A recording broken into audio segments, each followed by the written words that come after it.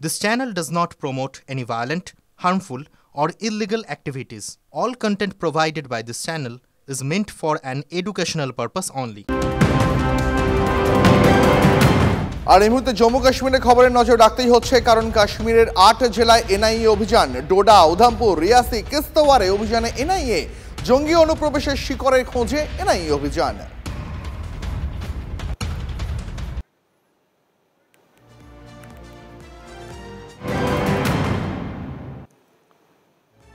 আর এবার যে ছবি দেখাবো আপনাদের, আচ্ছা কোনো জঙ্গির হাতে যদি কোনো ভিআইপি অপহৃত হয়ে যায় তাহলে তাকে কিভাবে উদ্ধার করা হবে স্বচক্ষে দেখুন। উদ্ধার কাজে সেনা, নৌসেনা, এনএসজি, ভিক্টোরিয়া মেমোরিয়ালে রুদ্ধশ্বাস অভিযান চলছে, তারই মহড়া দেখতে পাচ্ছেন আপনারা একেবারে সরাসরি ভিক্টোরিয়া মেমোরিয়াল থেকে। কোন জঙ্গি গোষ্ঠীর হাতে যদি কোনো ভিআইপির অপহরণ হয় তাহলে তাকে কিভাবে উদ্ধার করা হবে, কিভাবে সেনা, নৌসেনা, এনএসজি অপহরণকারীকে গ্রেপ্তার করবে, কিভাবে আটকাবে তাদের, দেখুন তার মহড়া চলছে একদম সরাসরি এই মুহূর্তে ভিক্টোরিয়া থেকে দেখতে পাচ্ছেন। কলকাতা শহরে মহড়া করে দেখানো হচ্ছে। আমার সহকর্মী সায়ন্ত, ডিফেন্স এক্সপার্ট, রয়েছে আমার সঙ্গে। সায়ন্ত, কলকাতা শহরে একদম মক ড্রিল করে দেখানো হচ্ছে যে কোনো ভিআইপি যদি অপহৃত হয়ে যায় তাকে কিভাবে উদ্ধার করবে সেনা বা এনএসজি। সেই ছবিটা সরাসরি দেখাচ্ছি টিভি9 বাংলায় দর্শকদের।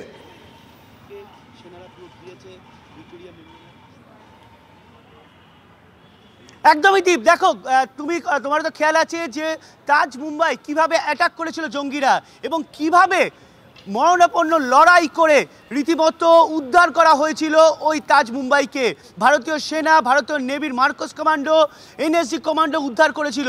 সেই বিষয়টিকে মাথায় রেখে প্রতি বছর নভেম্বরেতে এই ধরনের মহড়ার আয়োজন করা হয়, কিন্তু যে আয়োজন এবার কলকাতায় হচ্ছে তা কলকাতায় কিন্তু প্রথম, যেখানে দেখা যাচ্ছে ভিক্টোরিয়া মেমোরিয়ালে জঙ্গিরা অ্যাটাক করেছে এবং সেই জঙ্গিরা লুকিয়ে রেখেছে একাধিক জায়গায় বোমা এবং অস্ত্রশস্ত্র। ভিআইপি বেশ কয়েকজনকে এই ভিক্টোরিয়া মেমোরিয়ালের ভেতরে আটকে রেখেছে জঙ্গিরা। খবর যায় ভারতীয় সেনার কাছে, নৌবাহিনীর কমান্ডোর কাছে, এনএসজি কমান্ডোর কাছে, এমনকি সিআইএসএফ বাহিনীর কাছে। সঙ্গে সঙ্গে তারা ভিক্টোরিয়া মেমোরিয়ালের ভেতরে প্রবেশ করে এবং একের পর এক জঙ্গিকে নিকেশ করে এবং যারা বেঁচে ছিল তাদেরকে ধরে ফেলে। রীতিমতো রুদ্ধশ্বাস লড়াই। আর রুদ্ধশ্বাস লড়াইয়ের পর ভিক্টোরিয়া মেমোরিয়ালকে অপহরণকারীদের হাত থেকে উদ্ধার করতে সক্ষম হয়। সেই মহড়া ফুটে উঠলো কিন্তু এই ভিক্টোরিয়া মেমোরিয়ালে, যার নাম দেওয়া হয়েছে সি ভিজিল।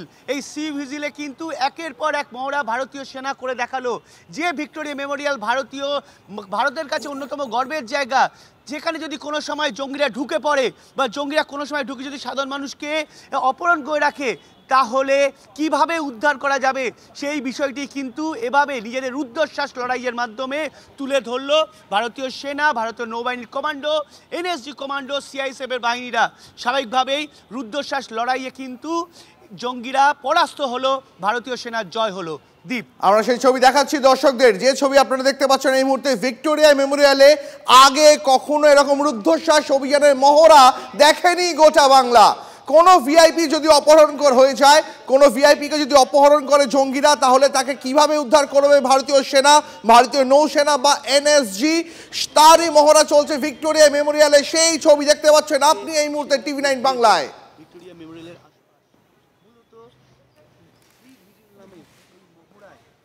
আপনারা দেখছেন সেই ছবি এই মুহূর্তে এনএসজি কমান্ডো, অর্থাৎ যারা ন্যাশনাল সিকিউরিটি গার্ড, সেই এনএসজি কমান্ডো যখন কোনো ভিআইপিকে উদ্ধার করতে নামে জঙ্গিদের হাত থেকে, তাহলে তারা কিভাবে অ্যাক্ট করে, কতটা দ্রুত অ্যাক্ট করে, তারই মহড়া চলছে ভিক্টোরিয়া মেমোরিয়ালে। এই মুহূর্তে আমাদের ডিফেন্স করেসপন্ডেন্ট সায়ন্ত ভট্টাচার্য যে ছবি দেখাচ্ছে, শহর কলকাতা এমন মহড়া এর আগে কখনো দেখেনি। টান টান উত্তেজনা, তারই মহড়া চলছে এই মুহূর্তে ভিক্টোরিয়া মেমোরিয়ালে।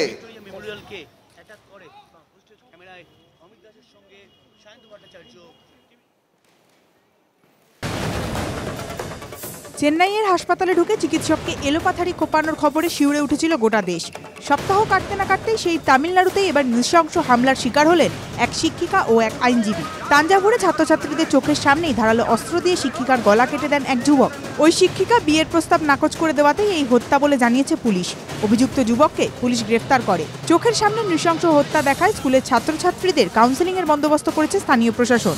বুধবার সকালে তাঞ্জাভুরের নৃশংস খুনের ঘটনা রেশ কাটতে না কাটতেই কৃষ্ণাগিরি জেলায় একটি নৃশংস ভিডিও দেখে শিউরে ওঠে গোটা দেশ।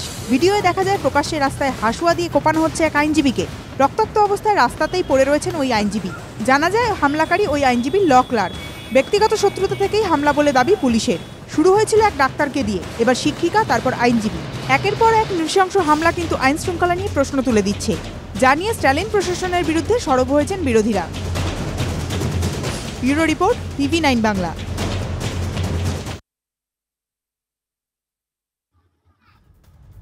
আর এবার জেলার কয়েকটি গুরুত্বপূর্ণ খবর। 300 ফুট নদী বাঁধ বসে গিয়ে মহাবিপত্তি। গোমতী নদীর বাঁধ আতঙ্কে সুন্দরবনবাসী। 3 মাস ধরে ভুক্তভোগী বাসিন্দারা, অথচ প্রশাসনের হেলদোল নেই। অভিযোগ এমনটাই হিঙ্গলগঞ্জ ব্লকের হেমনগর গ্রামের ঘটনা। ডাউন কাঠিয়ার এক্সপ্রেসের তবলাবাদকের রক্তাক্ত দেহ উদ্ধার। প্রতিবন্ধী কামরা থেকে মিলল বালির বাসিন্দা সৌমিত্র চট্টোপাধ্যায়ের দেহ। শরীরে একাধিক আঘাতের চিহ্ন। হাওড়া স্টেশনের ট্রেনের বাংকার থেকে চাদর চাপা দেহ উদ্ধার। স্বতঃপ্রণোদিত মামলা রুজু হাওড়া জিআরপির।